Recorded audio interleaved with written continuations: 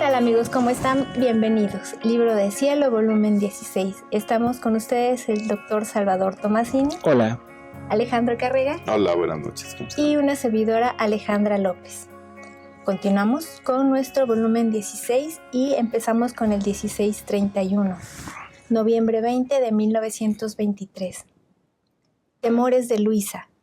La voluntad humana pone al alma en la pendiente del mal. La divina, en cambio, hace resurgir todo. Sentía temor sobre lo que escribo y pensaba entre mí, ¿cuál no será mi confusión en el día del juicio, si en vez de ser mi Jesús el que me habla, fuera una fantasía mía, o bien el enemigo infernal? Mi Jesús, siento morir con solo pensarlo, y tú sabes el gran rechazo que siento al escribir. Si no fuera por la bendita obediencia, me habría escrito. No habría escrito ni siquiera una palabra. Y sentía tal confusión que si hubiera estado en mi poder, hubiera quemado todo.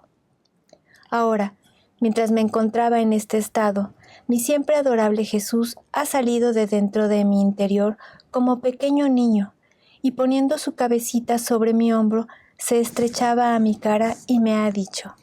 Perdón, aquí es justo el comentar lo siguiente.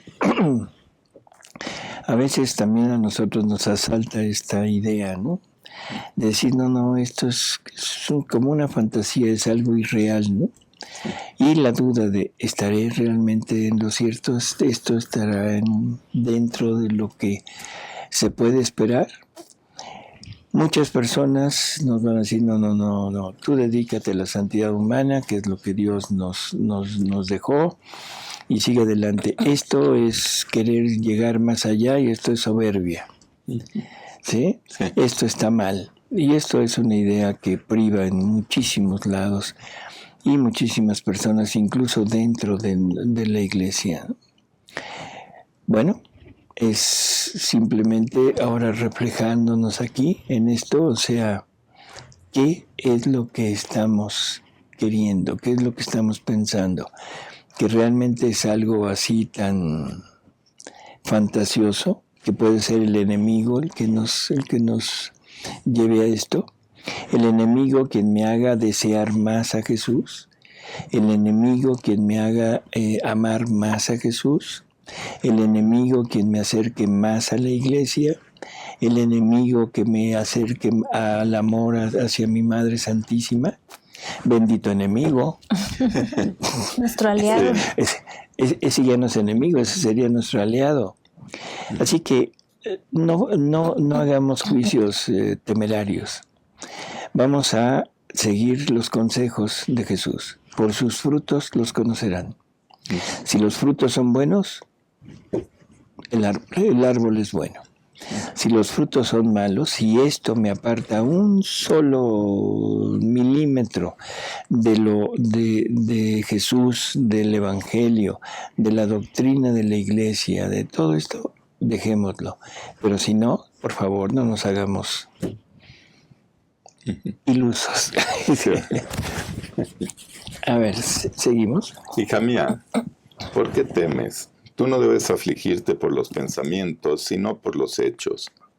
¿No es verdad acaso que tu voluntad, abrazando la mía, quiere encontrar a todos para vincularlos con la mía, para reanudar todas las relaciones rotas entre la voluntad humana y la divina, ofreciéndote a defender y excusar a las criaturas y a reparar al Creador?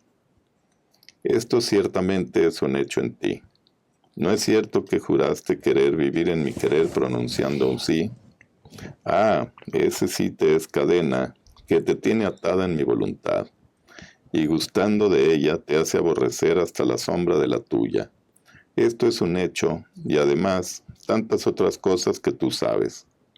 Si tú escribieras y no existiera en ti la vida, los hechos de lo que escribes, entonces habrías podido temer. Y yo no te hubiera dado ni fuerza, ni luz, ni asistencia. Más bien te habrías disminuido y no habrías podido seguir adelante. Por eso cálmate y continúa viviendo como empastada en mi voluntad, a fin de que ensanches los confines de tu voluntad humana en la mía. Mira, también mi humanidad fue pequeña y fue creciendo como empastada con la divina voluntad. De modo que conforme crecía, así mi voluntad humana, viviendo junto con la divina, agrandaba sus confines en la del Eterno y preparaba la redención y el fiat voluntas tua como en el cielo así en la tierra. Y tú no quieres seguir mi crecimiento y tu vuelo en mi voluntad. Mi voluntad no solo es vida, sino es aire del alma, y si falta el aire a la vida, la naturaleza comienza a declinar, el respiro es dificultoso, el corazón es obstruido en su latir, la circulación de la sangre es irregular, la inteligencia queda aturdida, el ojo casi ciego, la voz apagada, las fuerzas perdidas. ¿Qué cosa es lo que provoca tanto desorden en la vida humana? La falta del aire, así que un aire balsámico puede restituir el orden, el vigor a la naturaleza. Y esto lo hace la propia voluntad, que como aire malo pone el desorden, la irregularidad, la debilidad y la declinación a lo que es bien en el alma. Y si no se ayuda con el aire celestial de mi voluntad, que todo hace resurgir, fortifica, ordena, santifica, la vida humana será una vida casi muerta, desordenada y en el declive del mal. Bueno, esto es también interesante todo lo que nos acaba de comunicar.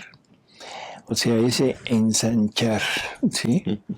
Jesús va poco a poco sembrando en nosotros en la medida que nosotros nos vayamos disponiendo. Él va sembrando sus verdades y en la medida que nosotros las vamos haciendo vida, Él va ensanchando esa capacidad que tenemos. Esto es como alguien que compra un terreno para sembrar. Siembra, tiene una cosecha buena, abundante, tiene más dinero, compra más terreno, planta más, siembra más, y así se va extendiendo. Es un proceso de engrandecimiento. Es lo mismo que pasa con nosotros. O sea, Jesús va plantando de acuerdo a mi disposición y en la medida en la que yo voy teniendo frutos, es en la medida en que Él llega, cosecha, y eso hace que me sienta a veces como desnudo. Esos momentos álgidos en la vida de la santidad que los santos llamaban la noche oscura, ¿se acuerdan? Uh-huh. Esa noche oscura en que en definitiva era, no sé, o sea, algo para desanimar. Y lo mismo nos pasa a nosotros.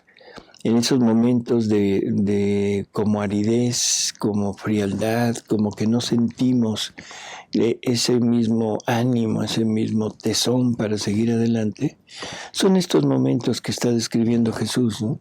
No. O sea, llega, se lleva, cosecha lo que sembró, ensancha el terreno y luego vuelve otra vez a sembrar. Así que en vez de pensar que es fantasía, que estamos un poquito mal, que no vaya a ser quizá hasta del enemigo, como decía Luisa, pero vamos a pensar que es el trabajo que Jesús está haciendo, nunca desconfiar de Él y seguir siempre adelante, no importa lo que estemos sintiendo, ¿no? Y aquí lo que decía Alejandro en alguna ocasión, ¿te acuerdas? ¿Cuándo? En el programa pasado, Jesús tiene su plan. Ah, sí. ¿Sí? Entonces, ¿qué debo hacer? Pues ayudarlo a que lo consiga, ¿no? Y es el plan de Él, que lo haga como Él quiera, ¿no? Sí. A mí simplemente me toca sufrirlo. Sufrirlo en el sentido de recibirlo, ¿no? No de sufrimiento, sí, sino de seguirlo. Así que, adelante. Sí. Continuamos con la 1632 de noviembre 24 de 1923. La historia doliente de la divina voluntad. Así como la Virgen para la obra de la redención hizo suyos todos los actos de la divina voluntad y preparó el alimento a sus hijos, también Luisa debe hacerlo por la obra del fiat voluntas tua. Estaba haciendo la hora de la pasión en la que mi mamá dolorosa recibió en sus brazos a su hijo muerto y lo depositó en el sepulcro. Y en mi interior decía: mamá mía, junto con Jesús, pongo en tus brazos todas las almas, a fin de que a todas las reconozcas como hijas tuyas, y una por una las escribas en tu corazón y las pongas en las llagas de Jesús. Son hijas de tu dolor inmenso, y esto basta para que las reconozcas y las ames.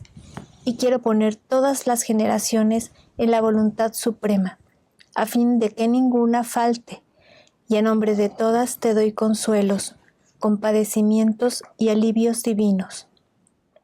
Ahora, mientras esto decía, mi dulce Jesús se ha movido en mi interior y me ha dicho: hija mía, si supieras cuál fue el alimento con el que alimentó a todos estos hijos mi doliente mamá. Y yo: ¿cuál fue, oh mi Jesús? Y él de nuevo: Como tú eres mi pequeñita, elegida por mí para la misión de mi querer, y vives en aquel fiat en el cual fuiste creada, quiero hacerte saber la historia de mi eterno querer, sus alegrías y sus dolores, sus efectos, su valor inmenso, lo que hizo, lo que recibió, y quien tomó a corazón su defensa. En este pequeño parrafito vamos a entender que a estas almas que viven en la divina voluntad son a las almas a las que Jesús le descubre sus secretos. O sea, que no todo está a disposición de todos, sino simplemente a aquellos que se disponen a vivir aquí, es donde Él empieza a descubrirle a esa alma toda su intimidad, lo que Él desea, lo que Él quiere. Esto nos pone en una situación muy delicada, porque en la medida que Él va revelando, es en la medida que la criatura se va separando. No sé si me explico. O sea, Dios comunica sus secretos a la persona que vive en su voluntad, y esos secretos hacen que esta persona se llene más de Dios, ¿sí? Y eso lógicamente separa de las demás criaturas y empieza a haber una cierta conflicto, sobre todo a nivel familiar. Sí, separarse de las criaturas, yo había entendido separarse de Dios. Yo también. No, perdón. Sí. Bueno, no, pero también pensé en cuando Luisa le dice: ya no has venido, en muchas lecturas que dice: ya no vienes y estoy sola, y que Jesús le dice: pero mi divina voluntad está en ti. O sea, bueno, eso es otro. No, esto es en cuanto al entorno, ¿no? Sí. O sea, la persona va cambiando de acuerdo a lo que Jesús le va revelando, y las personas que están alrededor como que se sienten cierto, no sé, no rechazo, pero sí alejamiento. No sé si lo hayan... Sí, ¿verdad? Sí. Así que es interesante, pero es una responsabilidad enorme el hecho de que Jesús a esa alma le dé más, le haga conocer más, porque ahora esa alma tiene la obligación de hacérselo entender a los demás. Sí. También la va retirando del mundo. La va retirando del mundo, exactamente, la va alejando de lo que es mundo, que era lo que hablábamos del paladar purgado, ¿no? O sea, cuando se empieza a purgar el paladar, los alimentos de antes ya no tienen el mismo sabor. Uh-huh. Y entonces empieza uno a decir: no, eso ya no, y eso la gente lo ve mal. Uh-huh. Así, es un soberbio, es un sí. Ya saben, todos los epítetos que ahora son los perseguidos. Así es. Yo, por ejemplo, pues veía que aquí en el mundo todo era como competir, aunque sea en deportes, en lo que sea, pero siempre era importante ganar. Ser el primero. Y o intentar ganar en algo. Y ya perdí ese concepto, el de ganar y perder en cosas de aquí del mundo. No tiene sentido. Ya, o sea, sí, para mí ya ya no tiene sentido que ganó tal equipo, que perdió el equipo. Sí. Bueno. Sí. Digo, porque llegó solo eso, ¿no? No, es que así es lo que nos está diciendo, ¿no? Te vas purificando, vas purgando tu paladar, sí, y las cosas de antes ya no te satisfacen. Es bueno saber esto porque luego nos podemos sentir extraños, raros y fuera del lugar pensando que estamos mal, y el contrario es porque vamos por el buen camino, ¿no? Así es.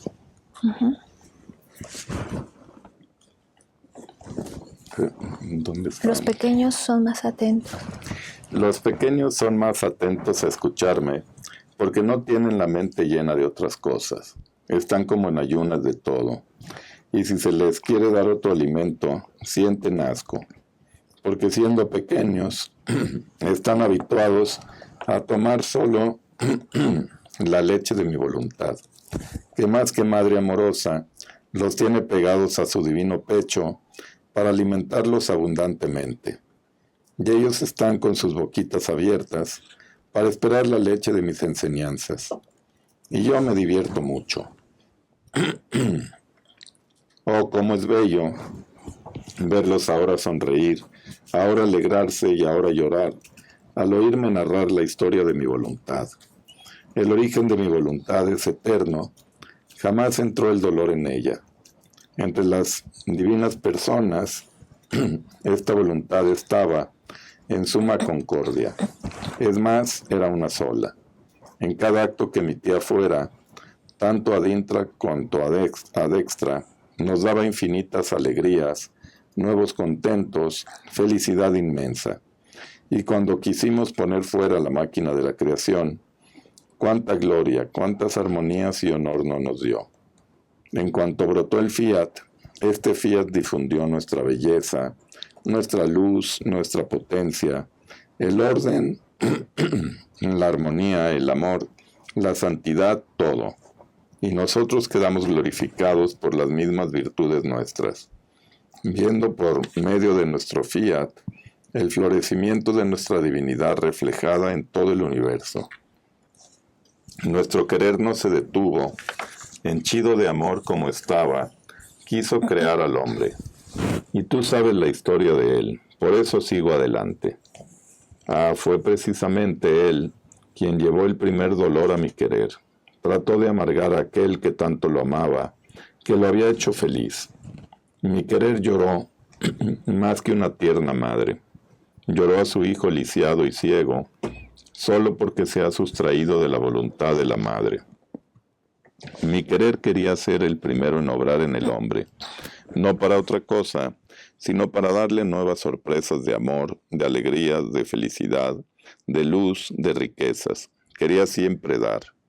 He aquí el por qué quería obrar, pero el hombre quiso hacer su voluntad y rompió con la divina. Jamás lo hubiese hecho. Mi querer se retiró y él se precipitó en el abismo de todos los males. Ahora, para volver a anular a estas dos voluntades, se necesitaba uno que contuviera en sí una voluntad divina, y por eso yo, Verbo eterno, amando con un amor eterno a este hombre, decretamos entre las divinas personas que tomara carne humana para venir a salvarlo, y volver a unir las dos voluntades separadas. Pero ¿dónde descender? ¿Quién debía ser aquella que debía prestar su carne a su Creador? He aquí, ¿por qué elegimos una criatura? Y en virtud de los méritos previstos del futuro Redentor, fue exentada de la culpa de origen. Su querer y el nuestro fueron uno solo. Fue esta celestial criatura la que comprendió la historia de nuestra voluntad. Nosotros, como a pequeñita, todo le narramos, el dolor de nuestro querer, y cómo el hombre ingrato con el romper su voluntad con la nuestra, había encerrado nuestro querer en el cerco divino, como obstruyéndolo en sus designios, impidiendo que pudiera comunicarle sus bienes y la voluntad para la que había sido creado, y la finalidad para la que había sido creado. Para nosotros, el dar es hacernos felices, y hacer feliz a quien de nosotros recibe. Es enriquecer sin nosotros empobrecer. es dar lo que nosotros somos por naturaleza y formarlo en la criatura por gracia. Es salir de nosotros para dar lo que poseemos. Con el dar, nuestro amor se desahoga, nuestro querer hace fiesta. Si no debíamos dar, ¿para qué formar la creación?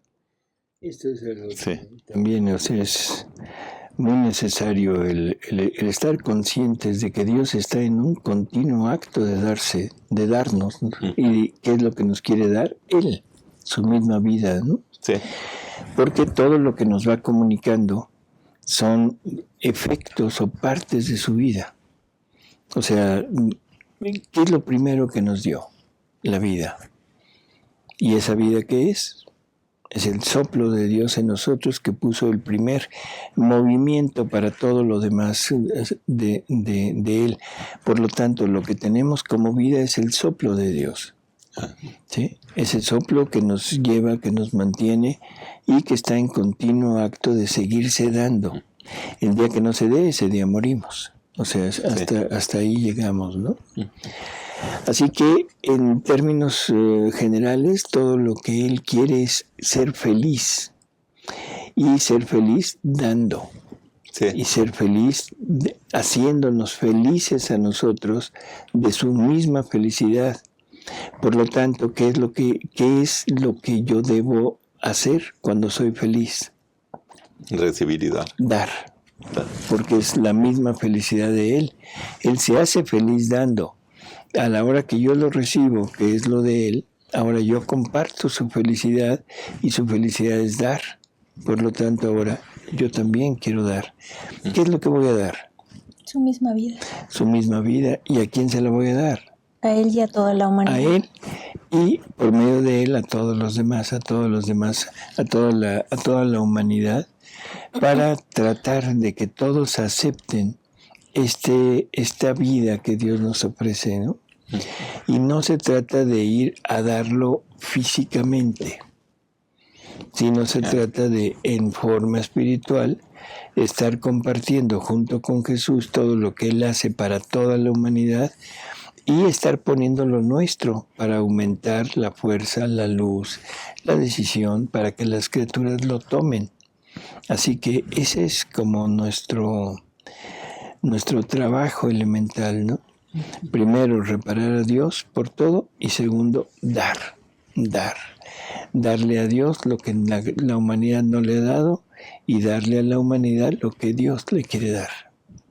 Aquí unas líneas arriba, perdón por regresarme tantito, dice, fue precisamente Él quien llevó el primer dolor a mi querer. Trató de amargar a aquel que tanto lo amaba. ¿Está refiriéndose a Adán? Uh-huh. Al hombre en general, ¿no? Adán estaba consciente de que había hecho amargar o que iba a amargar a Dios cuando tomó del fruto prohibido. No, o sea, simplemente consciente. Jesús dice que se olvidó de amarlo. Pero no era la intención de Adán amargarlo. No. O sea, Adán se enfrenta a la prueba, que la prueba era escoger entre lo divino y lo humano. Lo humano le pertenecía como naturaleza. O sea, era Él. Por eso es que a veces decimos que Dios nos creó para sufrir. Porque lo que Dios le pedía era la renuncia al acto de desear y de comer. ¿Sí? Eran dos cosas lo que le estaba prohibiendo. Porque Adán nunca se comió el fruto. Simplemente lo deseó. Y al desearlo, en ese momento se olvidó que Dios lo amaba y se le olvidó amar a Dios por el hombre. Y es la primera vez que Dios es pospuesto a la parte humana. Ahí es la primera vez que se presenta en el pretorio casi con Pilatos y diciendo a quién quieren, a Barrabás o a este. Aquí en este momento se dijo, ¿a quién deseas? ¿A la manzana o a Dios? Sí. Y se le pospone a Dios por el fruto, ¿no? Mi pregunta era porque Adán no tenía la intención de perjudicar a Dios. No. Y muchas veces yo creo que muchos de nosotros hemos pensado que qué mala onda de Adán que cometió el pecado y ahora todas las generaciones vamos arrastrando con ese pecado original que ya sabemos realmente lo que es y que tenemos que pagar ahora con enfermedades, con muerte, con sufrimientos. Pero yo creo que ahora estamos peores que Adán porque ya estamos conscientes de que amargamos a Dios con nuestros pecados, con nuestra voluntad y lo seguimos haciendo. Entonces Adán ha de decir, miren, ustedes están peor que yo. Así no me es. critiquen, no me juzguen. Somos peores. Somos peores que Adán, sí, totalmente de acuerdo. Y hay elementos dentro de la familia humana que son, híjole, terribles. Para decir una palabra, Judas Iscariote, queriendo asesinar a un Dios. Judas sabía perfectamente lo que estaba haciendo. Esa es la enorme diferencia entre Judas y Adán. Judas sabía quién era Jesús. Judas sabía que quería matarlo. Así esa es la palabra, quería matarlo. Matarlo no a él nada más, quería matarlo en los corazones y en las almas de toda la familia humana. O sea, hay y en su doctrina, ¿no? Por eso es que Jesús, a veces las palabras de Jesús parecen muy fuertes. Y digo parecen, porque son muy fuertes, pero a primera vista como que nos choca cuando dice que si no hubiera infierno, lo hubiera creado nada más para Judas. Sí. Eso se cuece aparte, ¿no? Sí. Si no hubiera creado el infierno, lo crearía para él. Pero para que tuviera un lugar Judas, porque no quería estar con Dios. Claro. Sí, pero de todas maneras es una verdad muy dura de decir merece esto y más.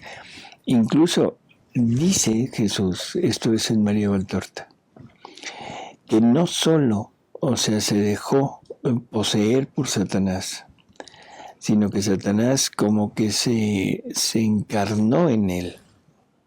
¿Sí? Así que, ojo con eso, ¿no? Sí. Sí. Así que el solo no poder dar a nuestros hijos, a nuestras amadas imágenes, era como un luto para nuestra suprema voluntad.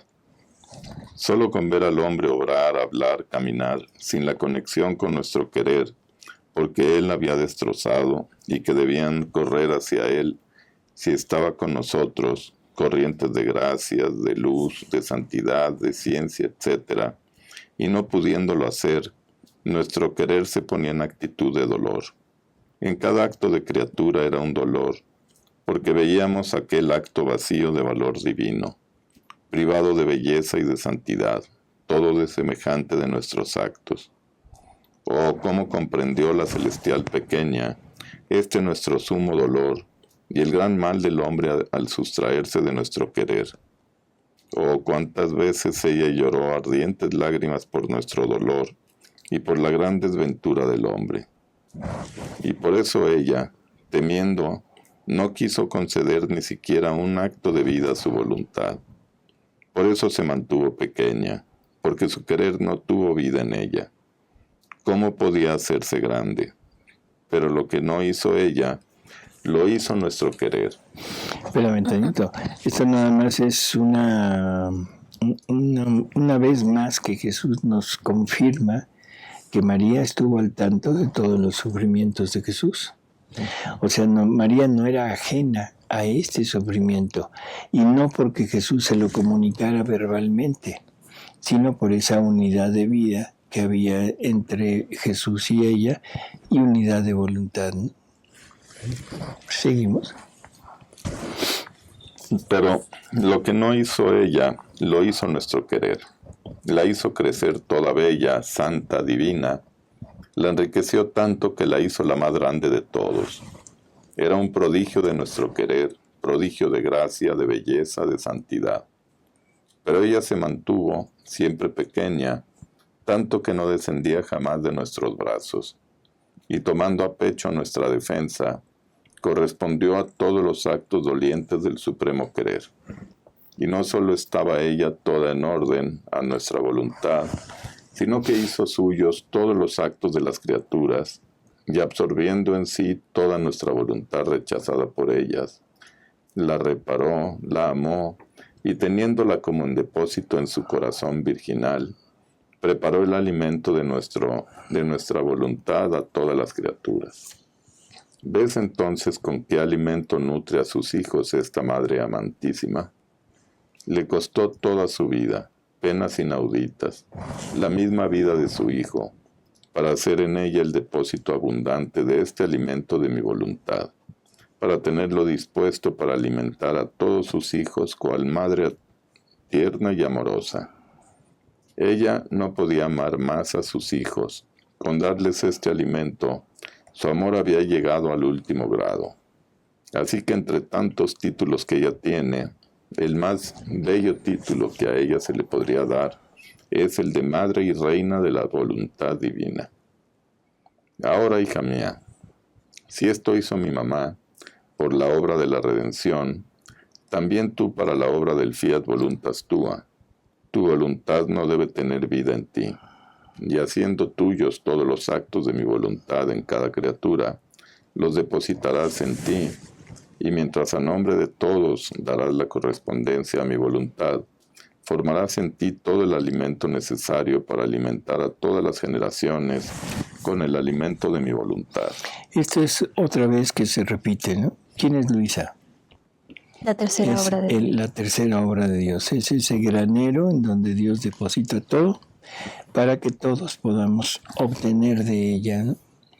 Y pues vamos a tomar de Luisa, y eso es lo que estamos haciendo. Estamos tomando ese alimento, toda esta riqueza que Jesús depositó en ella. Y ahora, esto que estamos leyendo no sale de la nada, sale de Luisa, para ir teniendo a Luisa en el lugar que le corresponde, ¿no? Uh-huh. Sí, eso es lo que está incómodo para Luisa, tener que escribir todo esto. Así es, ese era como su tormento, ¿Su cruz? el querer salir a la luz en los escritos, ¿no? Ella quería nada más escribir lo de Jesús, sí. Pero... Y Jesús le dice, bueno, hija, y cuando lo pongas así, van a decir, bueno, ¿y a quién le hablaba? Sí. Ahí demostraba su pequeñez. Así es. Uh-huh. Cada dicho, cada efecto, cada conocimiento de más de ella, será un gusto de más que encontrarán en este alimento, de manera que con avidez lo comerán. Todo lo que te digo sobre mi querer servirá para excitar el apetito y para hacer que ningún otro alimento tomen, aun a costa de cualquier sacrificio. Si se dijera que un alimento es bueno, que restituye las fuerzas, que sana a los enfermos, que contiene todos los gustos, es más, que da la vida, la embellece, la hace feliz, ¿quién no haría cualquier sacrificio para tomar ese alimento? Así será de mi voluntad. Para hacerla amar, desear, es necesario el conocimiento. Por eso sea atenta. Recibe en ti este depósito de mi querer, a fin de que cual segunda madre, prepares el alimento a nuestros hijos. Así imitarás a mi mamá.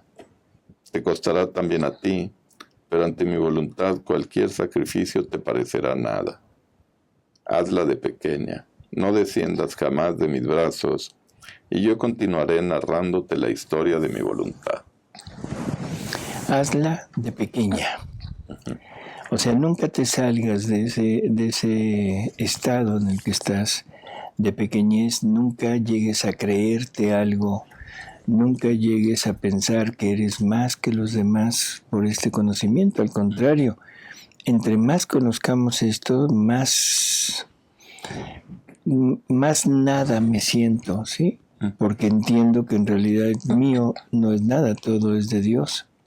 Y no es que yo lo tenga, que yo lo haga, sino es Dios que lo hace, Dios que lo pone, y lo único que me queda es simplemente agradecer esto de que Él lo esté queriendo hacer en mí y disfrutar, porque es un disfrute, esa... ¿cómo decir? Esa gracia tan inmensa de que Él, no importando lo que uno es, Porque aquí ya no se trata nada más de la pequeñez, sino se trata de la miseria que somos. Sí. Porque somos miseria y por no decir somos torrente Cedrón. Sí. ¿Sí? O sea que eso es lo que Jesús nos dice. O sea que para reparar la podredumbre que tenemos dentro, permitió que lo arrojaran en torrente Cedrón. Y sin importar eso, sin importar todas esas miserias y esas podredumbre que tenemos, ha puesto este tesoro en nuestras manos. Realmente deberíamos de estar locos si esto no lo hiciéramos una realidad en nosotros. Alejandro, Alejandra, gracias por estar con nosotros. Gracias amigos por escucharnos y escuchar a Luisa. Y pues aquí nos vemos en el siguiente programa. Sí, hay que creer todas estas verdades. Yo las creo. ¿Y ustedes? Y hay que vivirlas. Y hay que seguirlas. Vivir. Y vivirlas. Gracias amigos. Hasta luego.